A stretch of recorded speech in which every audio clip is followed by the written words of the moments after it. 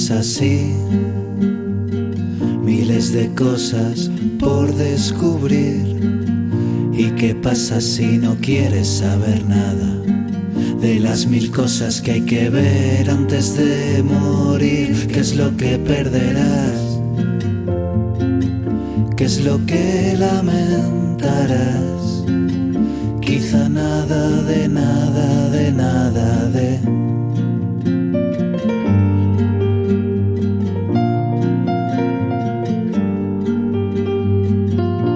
Todo el mundo sabe esto y aquello, diferenciar lo feo y lo bello. Pero ¿qué pasa si te aburre mirar? ¿Y qué pasa si no quieres saber nada más? ¿Qué es lo que perderás?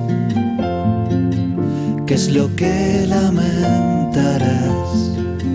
Quizá nada de nada de nada de...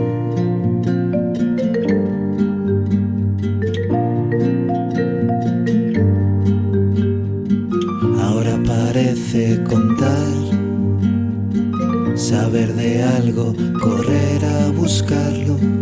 Pero ¿qué pasa si no te apetece más? Si lo que tienes te sobra, te basta y ¿qué podrás lamentar? De perderte todo aquello fundamental, probablemente nada de nada de...